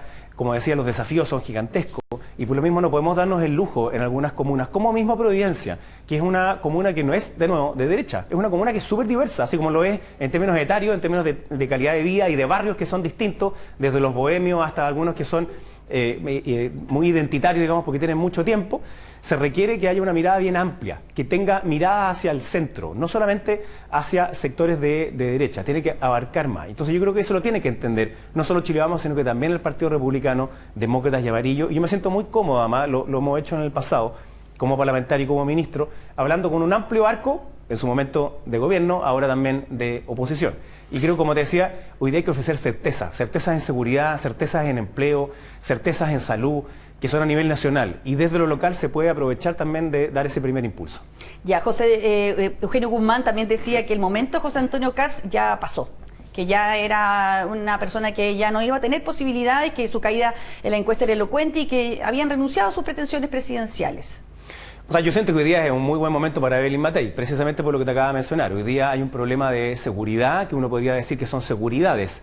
Obviamente es la seguridad pública, donde Evelyn Matei tiene no solamente un discurso que hacer, sino que cosas que mostrar. Lo que ha ocurrido en la misma comuna de Providencia, cómo se ha bajado el delito, cómo se ha trabajado con el 1414, cómo se ha trabajado con Carabineros. Por ejemplo, hay muchas cámaras que son muy importantes para luego hacer la persecución que hace la Fiscalía, obviamente, y después la Justicia, pero se entrega paquetizado gracias a la inteligencia artificial y el seguimiento de cámara, el que se puedan desbancar bandas completas que estaban dedicadas, por ejemplo, a los motochorros. Entonces, y eso se han podido hacer seguimiento. Y esas cámaras hoy día no están en la municipalidad, sino que están en el segundo piso de la comisaría de Carabineros, con lo cual hay un vínculo permanente y un trabajo muy fluido. Eso no es solamente un discurso, sino que son hechos concretos. Y la segunda seguridad más importante hoy día es mantener tu trabajo. Es lo económico en el amplio sentido de la palabra, que tu sueldo te alcance para final de mes, que no pierdas tu pega, que haya más posibilidades de encontrar otro trabajo. Y finalmente salud. Hoy día las gigantescas listas de espera hacen que haya muchas personas con mucha angustia. Lo mismo el problema de la ISAPRE. Algunos pensaban en la izquierda que este era un problema como de los ricos. Profundamente equivocado. De partida no hay 3 millones de personas ricas en Chile. Pero además el efecto de que se caigan las ISAPRE es que se cayeran las clínicas y hoy día más de la mitad de las personas de FONASA se atienden en las clínicas. Entonces, de nuevo ahí, lo que hacen los municipios, por ejemplo en salud primaria, pero también en convenios de resolutividad en hospitales y clínicas, es súper importante. Entonces, esa oferta, yo creo que hoy día Evelyn Matei tiene no solamente el discurso, sino que también la acción para poder demostrarla en su trayectoria como alcaldesa, como ministra y también como parlamentaria. Entonces, esa es una gran ventaja, pero vamos a ir, y yo en eso no creo que haya ninguna gravedad. Probablemente van a haber 2 candidatos de oposición en la primera vuelta presidencial, porque el sistema de elección de los parlamentarios también funciona así. Si tú quieres aumentar tu lista parlamentaria, es razonable pensar que así sea. A mí me gustaría más que fuera una primaria, pero si no es así, bueno, va a ser en primera vuelta y tenemos que ofrecer a los chilenos un pacto de gobernabilidad de segunda vuelta. Vamos a hacer una pequeña pausa y vamos a seguir conversando de política, de las municipales y de otros temas. Seguimos conversando de política aquí en Mesa Central con el candidato a la Municipalidad de Providencia, Jaime Belolio. Jaime, tú tienes un desafío, como muchos postulantes a la municipalidad, pero mayor. ¿Por qué? Porque eres el sucesor de la posible futura candidata presidencial de tu sector. O sea, dependiendo de cómo te vaya a ti, la municipalidad o en la competencia municipal, va a decirse mucho del liderazgo de Evelyn Matei en Providencia. ¿Estás preparado para ese desafío? ¿Cómo piensas enfrentarlo? Estoy preparado y lo estoy gracias a, primero, la labor que ha hecho la propia Evelyn Matei. O sea, es súper distinto tener el apoyo de ella como líder además del sector y además no solamente la figura hoy día mejor evaluada, precisamente porque ha hecho una muy buena labor dentro de la municipalidad y hay una buena valoración transversal de lo que se ha hecho. Entonces eso ya es un alcance muy potente. Lo que tú me dices obviamente que es una carga que uno se pone arriba súper relevante. Porque no puedes no perder, o sea, no puedes perder. Pero yo creo que no se puede perder no solamente por eso, no solo por lo político, sino que porque hoy día hay 160.000 habitantes de la comuna de Providencia que lo que quieren es que el estándar que hoy día tienen sea continuidad sobre eso y de ahí en adelante se construya todavía más. A Evelyn Matei le tocó recibir una comuna que estaba un poquito en ruina. La primera experiencia del Frente Amplio en Providencia significó una pésima gestión, 7.000 millones de pesos en deuda en educación y cuyo responsable todavía sigue prófugo. Entonces le tocó tener que rearmar eso y después le toca el estallido, que fue muy duro para las personas de Providencia, y también la pandemia, que significó recortes de ingresos muy importantes. Entonces se ha hecho un avance muy sustantivo en materia, como te decía antes, de seguridad, porque pasan 2 millones de personas al día de limpieza de las calles, de los árboles, de las plazas, en materia de salud también, en materia de adultos mayores, porque hay cierto presupuesto que tiene la municipalidad, que son 160.000 por los habitantes, pero necesita cumplir para 2 millones de habitantes que transitan todos los días algunos servicios, ¿no? Como por ejemplo el de seguridad y el de limpieza. Entonces es un desafío de gestión muy grande que tiene que hacerse de manera muy inclusiva. Nosotros estamos haciendo algo que le llamamos los prodiálogos, que es juntándonos con vecinos de distintos sectores, escuchando mucho, porque ellos mismos lo que más te piden es, obviamente, primero seguridad, y eso significa distintas cosas para distintas edades. Para los adultos mayores no es tanto de madrugada, ¿no? Sí son algunos ruidos molestos cuando viven cerca, no sé, por ejemplo, me decían unos vecinos cerca de Manuel Montt, en las primeras cuadras, me decían, mira, ocurre ahí que a veces se quedan hasta tarde y después hasta tarde se cierra el local y entonces se quedan cerca de los edificios, o a veces cuando hay 14 sedes universitarias en la comuna, que es una cuestión muy importante. Yo creo que hay que vincular mucho más a las universidades con el trabajo que se hace alrededor de la comuna. Pero a veces algunos de los muchachos se portan medio mal antes de ir a clase o después de ir a clase, entonces eso también hay que equilibrarlo. De nuevo, esta calidad de vida que tiene distintas facetas, desde muy temprano por las mañanas en los colegios, en donde hay colegios públicos que son súper emblemáticos en la comuna, pero también hay hartos colegios que son privados. Entonces, tiene algo que hablábamos de salud también, tiene el distrito de salud más grande lejos de todo Santiago. Tiene hospitales que son enormes, digamos, no solo como el Calvo Maquena y el Hospital de Salvador. Entonces, sí, el desafío es inmenso porque hoy día la alcaldesa es Evelyn Matei, pero también por el desafío mismo de Providencia, que no quiere que, y esto es algo que repiten todos los vecinos, no quiere que el deterioro de Santiago siga subiendo. Y eso es muy importante. Entonces, que volquemos nuevamente a que haya más inversión, que haya más emprendimiento, que haya una buena calidad de vida. Tomarnos los espacios públicos es una cuestión que es fundamental. ¿Y cómo se logra eso? Yo creo que es a través de los diálogos y a través de una muy buena gestión que se hace también con buenos equipos. Y volviendo al desorden que ha demostrado la coalición en estas nominaciones municipales y la rencilla, en fin, ¿cuánto se echa de menos el liderazgo del expresidente Piñera para aglutinar a la coalición? Porque él, entiendo que hacía una labor muy importante en eso. Bueno, yo lo echo menos en dos partes. Primero lo echo menos personalmente. Me tocó estar con él no solamente los 2 últimos años de gobierno, sino que también los últimos 2 años, en donde almorzábamos casi prácticamente todas las semanas. Y entonces humanamente se echa de menos porque hace falta, digamos, nos teníamos un cariño muy especial. Pero también políticamente, como bien dices tú, significaba un liderazgo ordenador. Tenía una capacidad muy notable, que es que a pesar de que alguien lo hubiera criticado muy fuertemente, a la semana siguiente lo podía invitar a la mesa, literalmente a la mesa, a conversar y a ponerse de acuerdo en torno a alguna materia en específico. Y entonces algunos de, creo que las disputas que hemos visto hasta ahora habrían estado mejor solucionadas si es que el presidente Piñera hubiera puesto ese liderazgo al servicio de Chile Vamos, que como lo hizo toda su vida, pero finalmente, obviamente hoy día no está. ¿Evelyn Matei no ha logrado llenar ese espacio? Es que yo creo que son liderazgos distintos y hoy día Evelyn Matei es la candidata más importante de Chile Vamos, pero no está completamente designada por todo Chile Vamos. O sea, falta todavía eso, porque falta mucho rato todavía. El expresidente Piñera tenía la ventaja de haber sido presidente no una, sino que 2 veces, además de toda su trayectoria política. Y el liderazgo de Evelyn en eso sí ha servido mucho para ordenar algunas circunstancias, para ordenar algunos lugares, porque aquí no hay que perderse ni un segundo. La unidad de la oposición es fundamental para recuperar los municipios que hoy día han sido mal administrados por la izquierda. Como por ejemplo es el caso de Santiago, es el caso de Recoleta, donde se necesita no solo por una cuestión política, sino que por una cuestión de calidad de vida de los vecinos y vecinas de esas comunas, por donde transitan millones de personas. Entonces, el liderazgo de Evelyn Matei es importante. Obviamente el liderazgo del presidente Piñera es distinto por esa trayectoria que te mencionaba, pero también ella ayuda a ordenar de inmediato. Y ella también está trabajando en cuáles son las propuestas, y es la misma ímpetu que queremos hacer nosotros en estos prodiálogos. El otro día lo conversaba con unas vecinas ahí en Inés de Suárez, con Margarita, que me decía que ellos querían también que cierta forma de conducir la municipalidad, que sea siempre de puertas abiertas, que sea siempre preocupada, por ejemplo, de las cosas que se hacen con adultos mayores. Y acá, permite 15 segundos, pero hay un problema grande a veces que no se ve en comunas como Providencia, que hay mucha soledad de adultos mayores y hay una pobreza muy encubierta.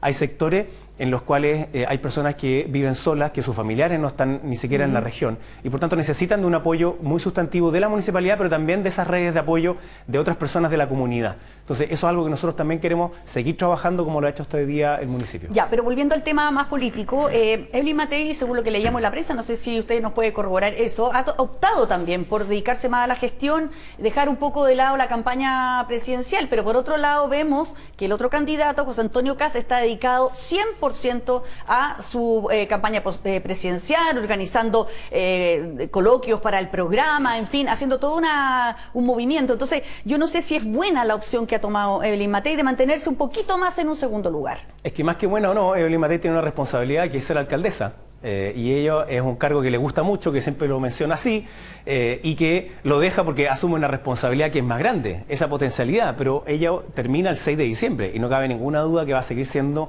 una muy buena alcaldesa como lo ha sido durante estos casi 8 años hasta el 6 de diciembre. De ahí esa responsabilidad que me decías tú al inicio, ¿no? Entonces, que es mantener la continuidad de los trabajos que se han hecho hoy día, además de después escalar todavía más gracias al trabajo de los funcionarios municipales y de muchas personas.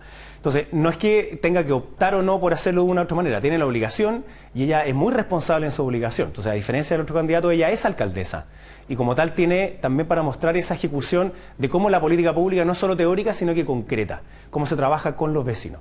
Pero eso no significa que no hayan equipos de apoyo y personas que tuvieron la experiencia de gobierno en los dos gobiernos del presidente Piñera, y está repleto de esas personas que hoy día se han volcado también a querer apoyar la candidatura de Evelyn Matei en su experiencia de gobierno, que es algo que le pasó a este gobierno, que pensaban que bastaba con la voluntad para que se solucionaran los problemas.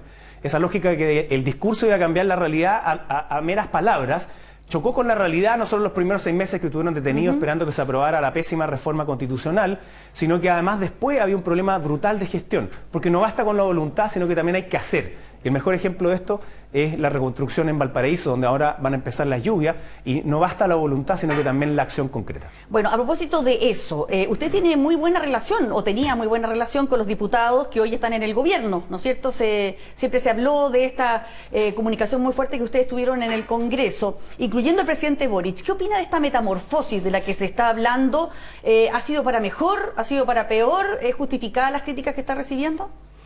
Yo sigo teniendo una buena relación con varios parlamentarios y ahora ministras que antes compartimos en el Congreso. Yo creo que la política no puede ser de enemigos. Tiene que ser de adversario en términos de sus ideas, pero tiene que haber un diálogo. Sin el diálogo es imposible la democracia. Y perdona que me vaya a una cuestión un poquito más allá. Yo creo que la democracia es el triunfo de donde las tribus eran capaces de convivir juntas sin tener que batallarse una con la otra. Podían seguir teniendo sus identidades, pero convivían juntas. Y yo veo que hoy día hay una regresión a lo tribal, en donde pareciera que cada cual quiere hablarle a su propio mundo, desde el teléfono celular, le habla en live a su gente, y eso no hace que haya ni diálogo ni cooperación. Ya, pero esa metamorfosis es legítima, ¿es real o es una estrategia política? No, lo que te quería decir es que yo creo que es muy importante mantener siempre las relaciones humanas. Que ustedes también lo decían antes con respecto a la inteligencia artificial. Lo humano supera la inteligencia artificial y en esto la política nunca puede perder de vista de que son de relaciones humanas, que se logran también a nivel local.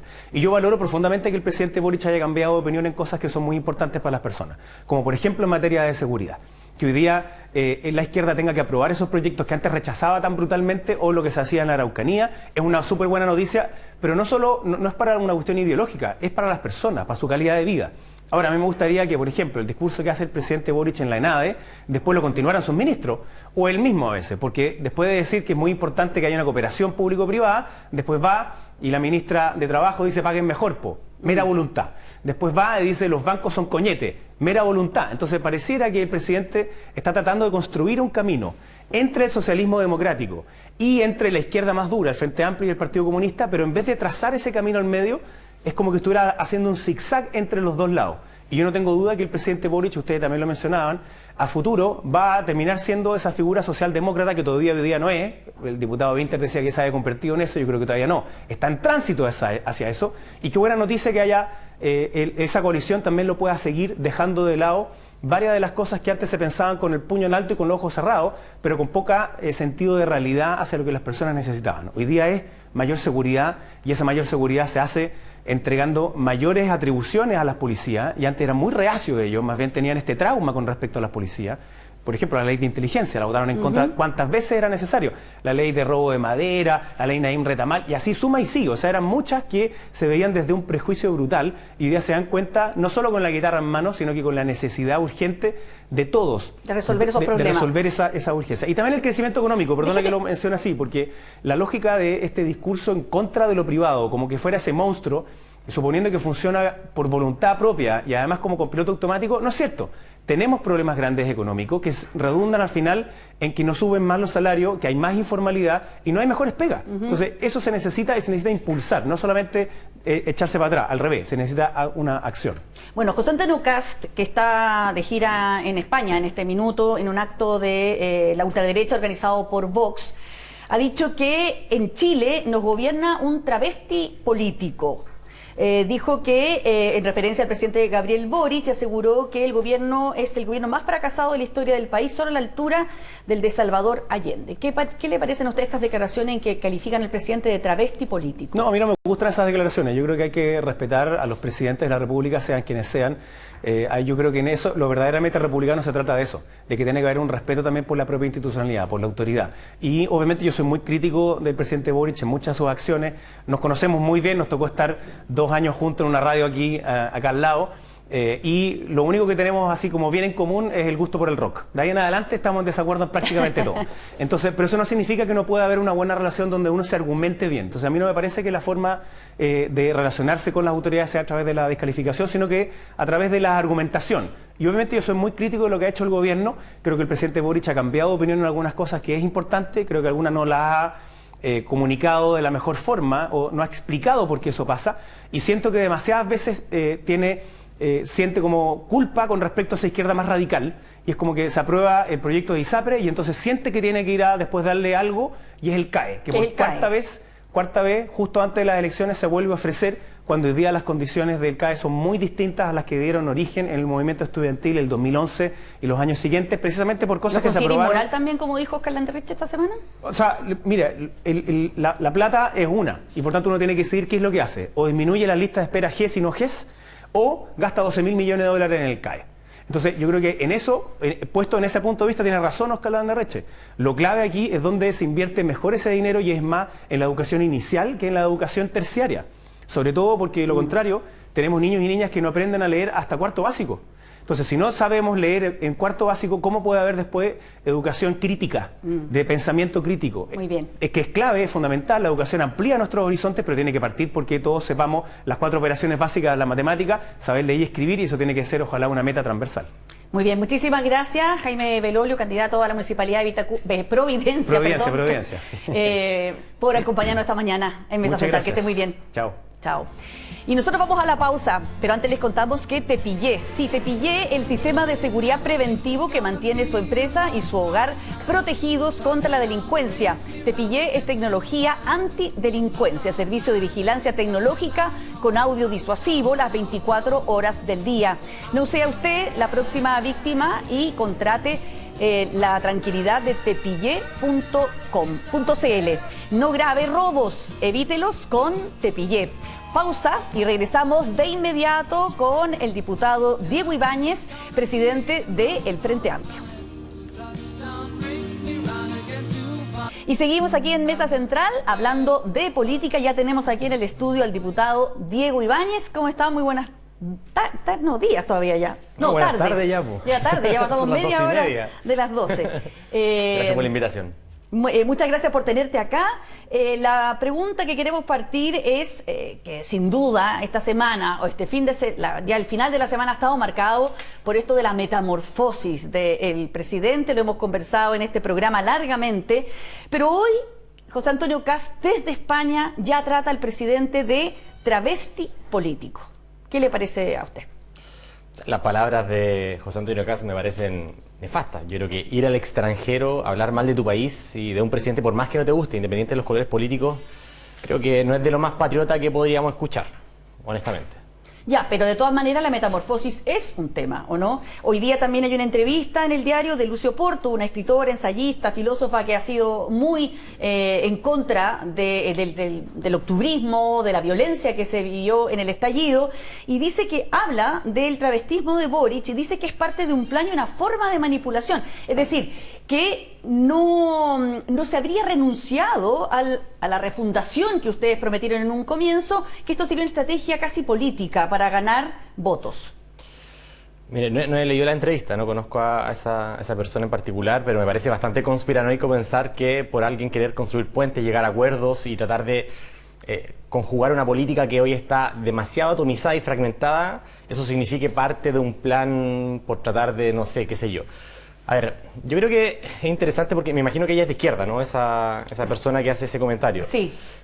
Hay harta crítica sobre, hoy día dentro del mundo de la izquierda, qué es ser revolucionario o revolucionaria. Yo creo que comparto con el presidente Boric, lo hemos conversado largamente, hoy lo más revolucionario es hacer que las cosas pasen. ¿Cómo se logra el copago cero? ¿Cómo se logra el royalty de la gran minería? ¿Cómo se logra las 40 horas? ¿Cómo se logra el aumento del sueldo mínimo? O sea, si tú te quedas en tu trinchera, no dialogas, no entiendes a la contraparte que piensa distinto, pero como se habló en el panel anterior, en política, escuchar solo a tu tribu significa quedarse en la quietud. Yo creo que eso es muy, muy conservador.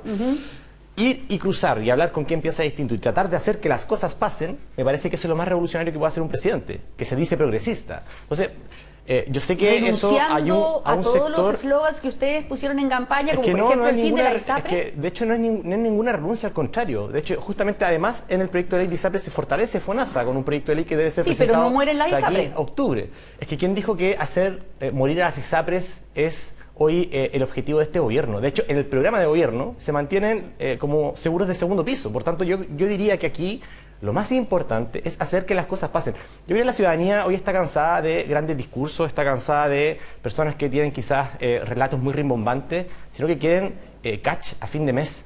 Y hoy, cuando hablamos de reforma de pensiones, cuando hablamos de pacto fiscal, es eso, es catch a fin de mes para poder solventar tus derechos y no sentirte en la soledad de un modelo que te ha dejado abandonado durante muchas décadas. Yo creo que eso es hoy lo que te hace, a mi modo de ver, dentro de un panorama político que está hiperfragmentado, donde cada cual le hable a su propia trinchera, te hace sobresalir del resto y mirar la historia en ese tramo largo que hoy día nos convoca ser gobierno como Frente Amplio. Ya, pero ¿qué se hace con los 6 puntos que perdieron, por ejemplo, cuando el presidente reniega de un símbolo del estallido como el perro matapacos?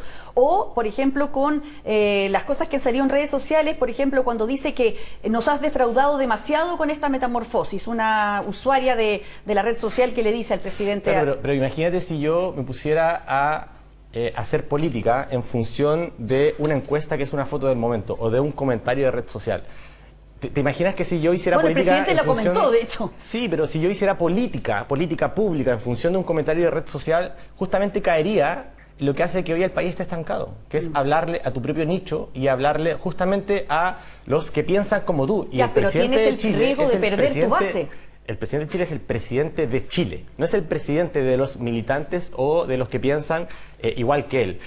Por cierto que hay principios, y con los principios uno hace política y construye a largo plazo, que es justamente fortalecer la salud pública, copago cero, que es que los más ricos paguen en Chile como el royalty a la gran minería. Con el royalty a la gran minería, fíjate que en Catemu se aumenta un 20% el presupuesto y se va a pagar un sueldo para que las cuidadoras de Catemu tengan un trabajo y puedan cuidar además a personas en situación de discapacidad. Dime si eso no es revolucionario y transformador o progresista. Entonces yo creo que a veces nos perdemos mucho en un debate muy pequeño, porque también a la política chilena, a mi modo de ver, le faltan ideas que trasciendan los 4 años de gobierno. Y estamos en la pelea pequeña de que tú dijiste esto, tú dijiste esto otro. Mira ahora lo que dijo esta persona ya en España. Y desde España más encima lo dice. Entonces la calidad de la política finalmente termina derrumbada por cada uno querer quedar bien con su sector. Y finalmente nadie piensa en la trascendencia de un programa de gobierno que se está haciendo cargo de problemas de Estado, no de problemas del presidente Boric, no de problemas de alguna candidatura presidencial de derecha, sino de problemas de la gente que son problemas de Estado. Y eso es lo que hoy día nos quita el tiempo, más que dedicarnos a comentar cositas por aquí y por allá. Bueno, de todas maneras, el tema de la metamorfosis es tema porque el propio presidente responde a eso a través de Twitter. Hay una especie de sinceramiento, de necesidad del presidente de conversar estas cosas en el ámbito de lo público. En esa explicación, ¿usted ve más un cambio más bien personal, una estrategia política? ¿Cómo lo ve? No me puedo desdoblar y pensar como pensar a otra persona. Pero usted lo conoce, trabajan juntos. Aún conociéndolo, no podría desdoblarme y saber lo que piensa otra persona. Yo creo que aquí lo que es importante es que Chile está intentando pasar a un proceso de normalidad económica para empujar los cambios. Una normalidad que viene aparejada de cambio social. Una normalidad que no quiere ser la misma normalidad que nos llevó a ser uno de los países con mayor índice de desigualdad y con mucho malestar, a propósito del endeudamiento, a propósito de el abandono, y que derivó en movilizaciones sociales, en la década de los movimientos sociales.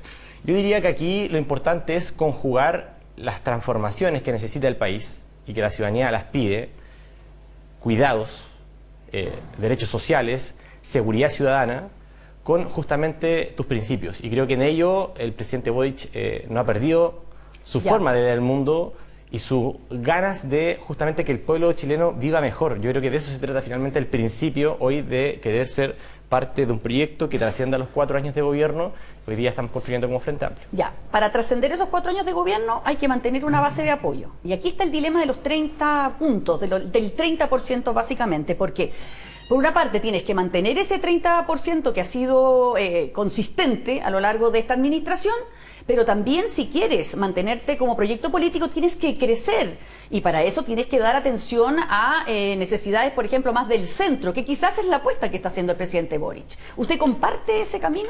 Es que yo creo que crecer no se satisface con discursos ideológicos en función de qué creemos que piensa el centro.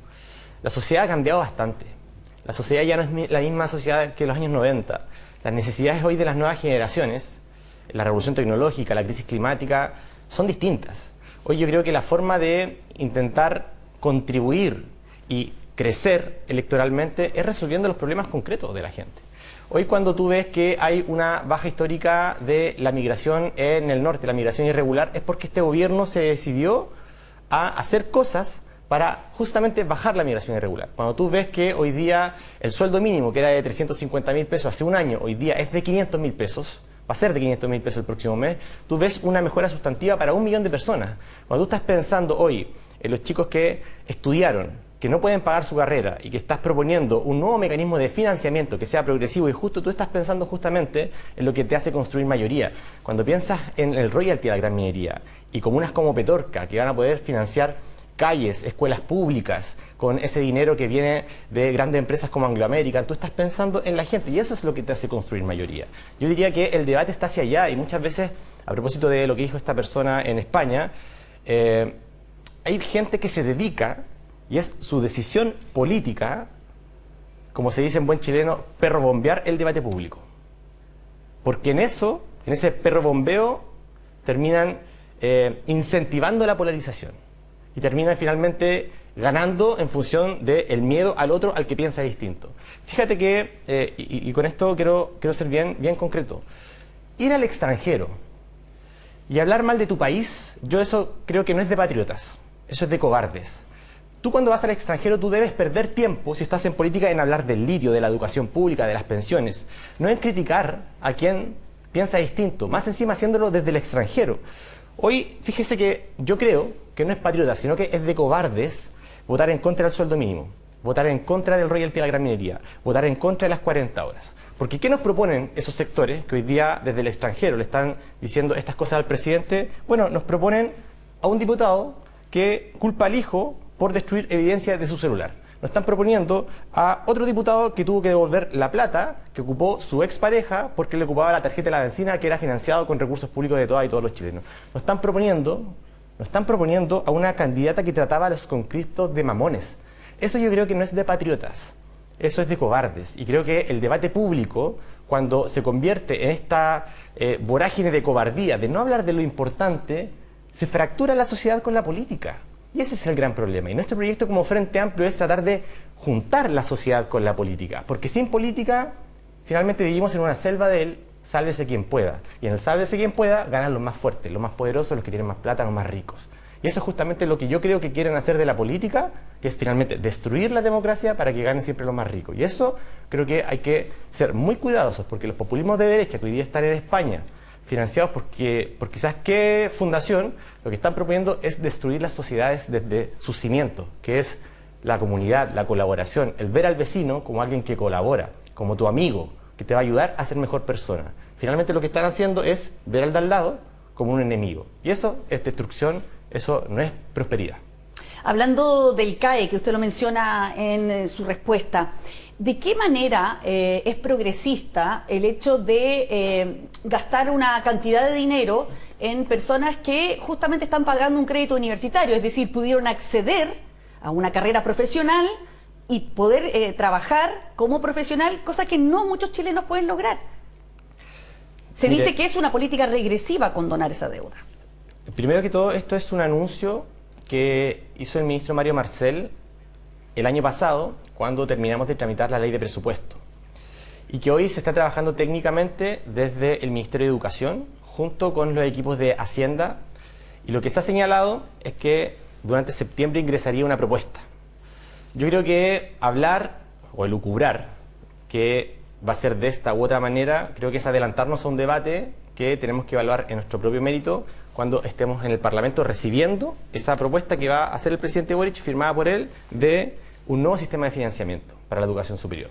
Porque esto no se trata de una política de condonación puntual, sino de una nueva propuesta de financiamiento para la educación superior. ¿Por qué? Porque el Estado, con sus impuestos, con mis impuestos, con el impuesto de todos los vecinos que están viendo este canal, ha perdido 8 billones de pesos en pagos a los bancos, en intereses que no van para construir escuelas públicas, como por ejemplo la escuela Barros Luco, que está hace 14 años en el corazón de Valparaíso esperando financiamiento. No van para construir escuelas públicas, sino porque para... justamente fueron avales de aquellos que no pagaron. Exactamente. Y ahora les quieren condonar esa deuda. Para pagarle el interés a los bancos. ¿Quién podría decir en su sano juicio que el Estado, con sus impuestos, termine pagando el interés a los bancos por deudas morosas, que eso sea responsabilidad fiscal? ¿Quién podría decir en su sano juicio que eso sea eficiente? Pero la solución es condonar o es ayudar a mejorar que paguen esas personas. La solución es justamente un nuevo sistema de financiamiento de la educación superior, donde dentro de todos esos elementos va a estar cómo hacemos, va a estar responder cómo hacemos que el Estado deje de pagar deudas morosas al 54% de los estudiantes que hoy tienen CAE, que son casi 2 millones de personas, y que muchos de ellos, por eso aquí el principio de lo justo es importante para evaluarlo después en la propuesta que ingresa en septiembre, de que quienes han sacado la mugre, quienes han pelado el ajo por trabajar y por pagar, también sean beneficiados con entonces, este ¿usted está de acuerdo con recurso. Usted dice, ¿está de acuerdo entonces con con la crítica que hizo Óscar Landerreche esta semana, que calificó de inmoral esta política? Justamente por eso. Lo que pasa es que no escuché esa entrevista y no sé si hablar de moralidad o inmoralidad respecto de un nuevo sistema de financiamiento. No sé a qué se habrá referido él. El gastarse Yo creo 12.000 millones... Es importante, es que eso es... Habiendo otras necesidades. Es que por eso es importante escuchar la propuesta concreta, porque va a ser autocontenida y no va a competir por recursos fiscales que vienen de la reforma tributaria, del pacto fiscal. Es importante señalarlo, porque hoy el Estado, desde el 2015, si tú ves la curva, solo ha perdido dinero público financiando mora e intereses a los bancos. Y eso hay que resolverlo de alguna manera. Y esa respuesta, el ministro Marcel ha señalado que va a ser justa. Por tanto, que desde ese punto de vista, quienes han pelado el ajo y han pagado su deuda, su crédito, van a ser también reconocidos. Y creo que ir a conversar un poco más allá, no teniendo el papel con la firma del presidente Boric, creo que es finalmente elucubrar y es intentar quizás desprestigiar una propuesta que ni siquiera todavía ingresa. Yo creo que hoy tenemos que... Por algo el gobierno, por algo los ministros libremente lo anunciaron esta semana. Estamos en la previa de la cuenta pública. ¿No es demagógico anunciar algo para lo cual todavía no se tienen los recursos, que probablemente tampoco se tengan los votos en el Congreso? Yo creo Justo, que no, además, yo creo antes que de una no elección municipal. Yo creo que no es demagógico. Estamos en elecciones. Yo creo que no es demagógico en este mismo sentido anunciar que queremos subir de 210.000 pesos a 250.000 pesos la PGU sin tener todavía los recursos. Eso no es demagógico, porque eso es lo que está expresando en el debate público, es que hoy día el 1% más rico de la sociedad se llega con el 20% de la riqueza. Y cuando tú pierdes el doble de lo que el Estado gasta en evasión y en ilusión tributaria de los grandes grupos económicos, creo que no es demagógico explicarlo y hacer pedagogía de cuánto pierde el Estado, que es el equivalente a toda la reforma tributaria, e intereses y moras a los bancos. Y no a construir, por ejemplo, la escuela Barros Luco en Valparaíso, que pasó de tener 600 niñas de kinder a octavo básico a tener ahora 270 niñas, perdiendo matrícula de una escuela pública que es histórica y que además es patrimonio de la humanidad. Entonces yo creo que esos problemas hay que saber explicarlos y, por cierto, yo quiero referirme al detalle cuando conozca el detalle. Si todavía ni siquiera tenemos un proyecto que diga esto va a ser así, así y así. Sí. Ya, y pasando a la ley corta de las ISAPRES, porque el gobierno ha celebrado el logro, la aprobación de los seguros complementarios que se le dieron ahora al FONASA, que van a tener un costo adicional al 7%, que es la cotización obligatoria. Es decir, ¿la salud pública en Chile no estaría adoptando la estructura de la salud privada que tanto ha criticado su sector? Porque ahora hay que pagar más. No, muy buena pregunta. Este ha sido un tema que no ha sido fácil, honestamente. Aquí hubo en algún momento un sistema de salud que ningún chileno discutió, porque se impuso en dictadura. Ese sistema funcionó por décadas y provocó millonarias utilidades para un sector que además, que eran dueños de ISAPRES, de los seguros, eran dueños de las clínicas y finalmente hacían un negocio con la prestación de salud privada. Ese es el contexto en el cual hoy día el presidente Boric tiene que entrar a intentar resolverlo. Se resolvía individualmente por la vía de la judicialización. Resulta que llegó un fallo de la Corte Suprema que tenía efectos universales. Y lo que te provoca esta catástrofe neoliberal de la salud es que finalmente un presidente está en la disyuntiva de elegir entre dos caminos, que bien se preocuparon de manifestar los parlamentarios que estaban a favor del perdonazo de la mutualización que se declaró inconstitucional en el Senado. Es o nos perdonas la deuda o finalmente colapsa el sistema público porque las 2,5 millones de personas se van a ir a la lista de espera del sistema público y eso lo que significa eventualmente es que cueste vidas no resolver este problema de forma virtuosa. ¿Qué hace el gobierno? Por supuesto que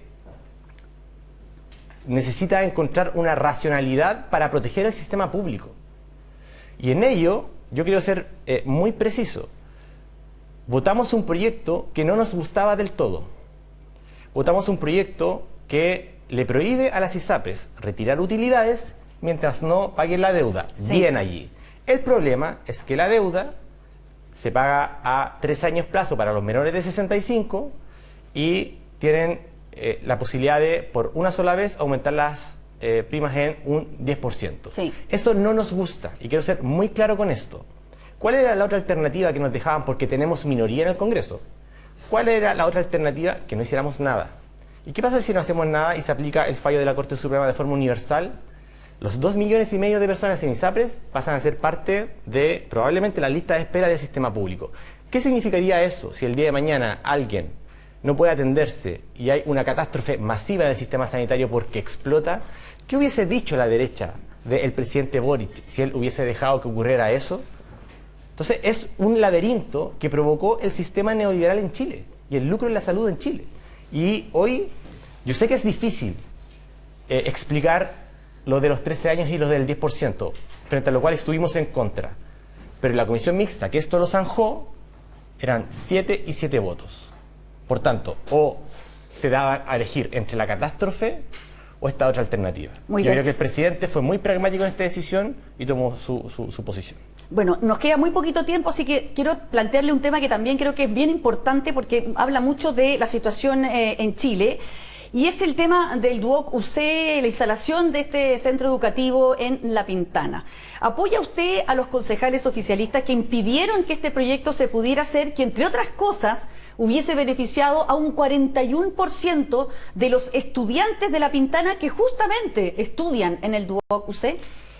Yo estoy en esto, debo decirlo, a morir con la alcaldesa Pizarro. Yo creo que aquí el problema de fondo... Pero fueron votos oficialistas los que votaron. Y yo estoy en contra de eso. No tengo ningún problema en decirlo. No sé qué partidos son, no conozco el detalle del Consejo Municipal. Sé que habían 2 que eran del mismo partido que votaron distinto. Uno votaba a favor y otro estuvo bien repartido. Entonces, yo creo que acá el tema de fondo es la inequidad territorial. Cuando tú tienes, en mi distrito, región de Valparaíso, tienes grandes mineras, tienes grandes agrícolas, tienes un puerto gigante y no pagas sus impuestos en los territorios, lo que tú estás generando son zonas de sacrificio que finalmente hacen que las zonas que están más lejos del centro terminen pagando los costos de el desarrollo que finalmente termina concentrado en unos pocos. Yo creo que lo que está pasando en La Pintana, y lo señaló bien la alcaldesa Pizarro en una columna que leí hoy, o ayer, no recuerdo, que finalmente... dice, si el Estado no nos puede resolver la solución, estoy porque lo haga cualquiera. No, y dice algo muy interesante, que es, siempre critican a los sectores más marginados de ser aspiracionales.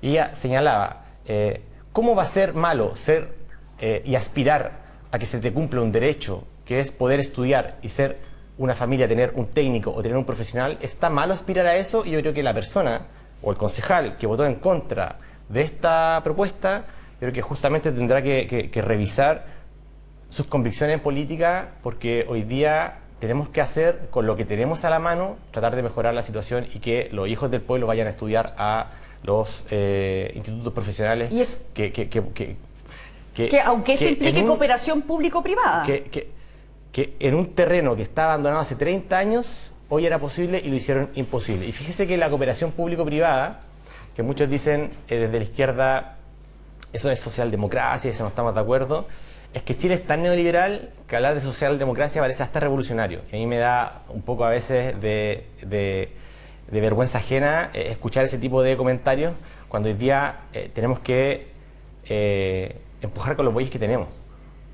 Sobre todo cuando además hay una oposición que parece ser que inauguró una nueva ideología, que es como estar en contra de todo lo que diga el presidente. Eso parece ser su ideología y parece que van a escribir un libro sobre eso, porque es lo que han repetido permanentemente. Pero yo ahí estoy en esta pregunta en particular con la alcaldesa Pizarro. Muy bien, muchísimas gracias, diputado Diego Ibáñez, por acompañarnos esta mañana aquí en Mesa Central. Que esté muy bien.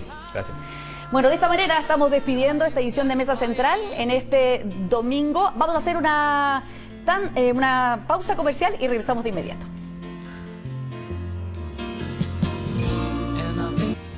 Bueno, ahora sí que estamos despidiendo esta edición de Mesa Central en esta mañana de domingo. Como siempre, nos pasamos un minutito, así que le pedimos perdón a Nancy Silva, porque ahora viene todas las noticias de